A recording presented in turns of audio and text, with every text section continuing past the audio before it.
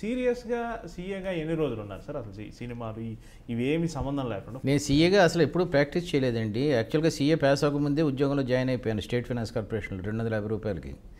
అది జాయిన్ అక్కడ 5 years చేశాను. అక్కడ చైర్మన్ స్వామినాథ్ రెడ్డి గారు ఆంధ్ర బ్యాంక్ చైర్మన్గా వెళ్తూ, సారీ ఇక్కడ మేనేజింగ్ డైరెక్టర్, అక్కడ చైర్మన్గా వెళ్తూ నువ్వు కూడా వచ్చేసే నాతో పాటు అన్నారు. Then I become chief officer of small scale industries department in Andhra bank. అక్కడ 10 years చేశాను. చేసిన తర్వాత రిజైన్ చేశాను. చేసిన తర్వాత ఇది హాబీని ప్రొఫెషన్ చేసుకున్నాను, రైటింగ్ని. డబ్బులతో కూడా దీంట్లో కూడా సంపాదిస్తూ బతకచ్చు అని కాన్ఫిడెన్స్ వచ్చింది. అప్పుడు జవహర్ అండ్ కంపెనీ జవహర్ అడిగాడు మా దగ్గరకు వచ్చేసి సరదాగా, అంటే నేనేం పని చేయలేను, టైం లేనుండదు నాకు. అప్పటికే అభిలాష ఛాలెంజ్ ఇవన్నీ వస్తున్నాయి కదా, దాని పేరుంటే చాలు నాకు, అప్పుడప్పుడు వద్దుగాని అన్నాడు. అలా జాయిన్ అయ్యాను. అయిన తర్వాత అప్పుడప్పుడు ఈ అరకు గిరకు ఎప్పుడైనా వచ్చినప్పుడు ఆడిటింగ్ కోసం వెళ్తూ ఉంటాను, ఎల్ఐసి ఆడిటింగ్. మీరు చెప్పే వాటిల్లో మీరు లంచాలకు వ్యతిరేకం అంటారు, చాలా 100%. అవినీతికి వ్యతిరేకం అంటారు. చాలా. నేను అసలు భర్తకు కూడా డబ్బులు ఇవ్వను, కావాలంటే కింద పడుకుంటాను. టీసీకి టీటీ అంటారు కదా, టీటీ. ఇది ఏంటి, దీనికి ప్రేరణ ఏంటి మీకు? నా హ్యాపీనెస్, నాకు దాని ప్రేరణ. చిన్నప్పుడు చాలా భేద స్థితిలో ఉన్నప్పుడు కూడా అసలు నేను స్టేట్ ఫైనాన్స్ కార్పొరేషన్, నేను ఆంధ్ర బ్యాంకులో ఉంటే నేను 200 crores అధిపతిని, from Kanyakumari to Kashmir. Just సంతకం అయినా అది, అయినా కూడా నెవర్ అసలు స్కూటర్ మీద తిరిగినా సరే వచ్చినవాడికి కాఫీ ఇచ్చి సంతకం పెట్టేవాడు.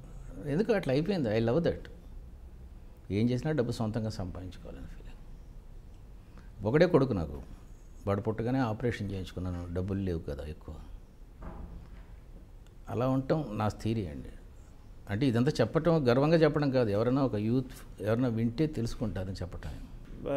సినిమాల్లో బాగా బిజీ అయినాక పెద్ద పెద్ద వ్యక్తులతో సాన్నిహిత్యం వచ్చాక, పెద్ద వ్యక్తులు అంటే పెద్ద వ్యక్తులు ఇన్ ద సెన్స్ సినిమాలో పెద్ద వ్యక్తులు, ఉదాహరణకు చిరంజీవి గారు, డైరెక్ట్గానే అడుగుతాను. చిరంజీవి నాకన్నా చిన్నవాడు అండి, వయసులో చిన్నవాడు. అంటే అతని ప్రొఫెషన్లో ఆయన గొప్ప స్థితిలో, నా ప్రొఫెషన్లో మీరు గొప్ప. నేను అది నా ఉద్దేశం ఏంటంటే, ఇంత స్టార్డమ్ వచ్చినా కూడా దాన్ని కూడా డబ్బుగా మార్చే పెద్దగా ప్రయత్నం చేయలేదు అని అంటారు కదా. ఎవరు? మీరు. నాకు అర్థం కాల, నిజంగా అర్థం కాల. నేను అనేది ఏంటంటే, నా రెమ్యునరేషన్ నాకు ఇచ్చేవాళ్ళు చాలా తక్కువే, కానీ రెమ్యునరేషన్ ఇచ్చేవాళ్ళు. నేను అడుగుతుంది కూడా అదే. మీ నవలలు చాలా వ్యాపారం చేయదగిన చాలా పెద్ద వస్తువులైనా కానీ పరిమితంగానే తీసుకుని మీరు తప్పించేశారంటారు కదా. అది కష్టం, ఎందుకంటే కేఎస్ రామారావే దాదాపు నా పుస్తకాలన్నీ చేసిన అతను. దాదాపు 6 పుస్తకాలు 7 పుస్తకాలు 8 పుస్తకాలు చేసినట్టు గుర్తు. మిగతా అన్నీ 4-5 పుస్తకాలు మిగతా వాళ్ళు చేశారు. కేఎస్ రామారావు స్టోర్పురం ఆయనకి డైరెక్షన్ చేసినప్పుడు కూడా ఆయన ఎంత ఇస్తే అంత తీసుకెళ్ళి ఇంట్లో ఇచ్చాను తప్ప, ఎందుకు మొదటి నుంచి నాకు డబ్బు పట్ల అంత లేదండి, ఇంట్రెస్ట్ లేదు, అంత ఇంట్రెస్ట్ లేదు డబ్బు పట్ల. బట్టలు కూడా ఎక్కువ కొనుక్కోవటాలు అవేం లేవు అసలు. మీరు యువతకు ప్రబోధించేది కూడా డబ్బుకి ఎక్కువ ప్రాధాన్యత ఇవ్వద్దు అనే చెప్తారు. కంఫర్ట్స్గా ఉండాలండి, ఎగ్జిబిషనిజం అక్కర్లేదంట.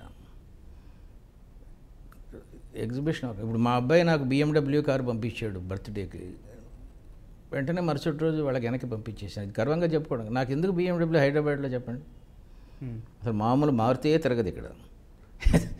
ఏదో ఎండమూరికి BMWలో వస్తే స్టూడియోలో అందరూ దిగుతారు, హ్యాపీగా చెప్పు. నాకు ఎందుకు చెప్పు?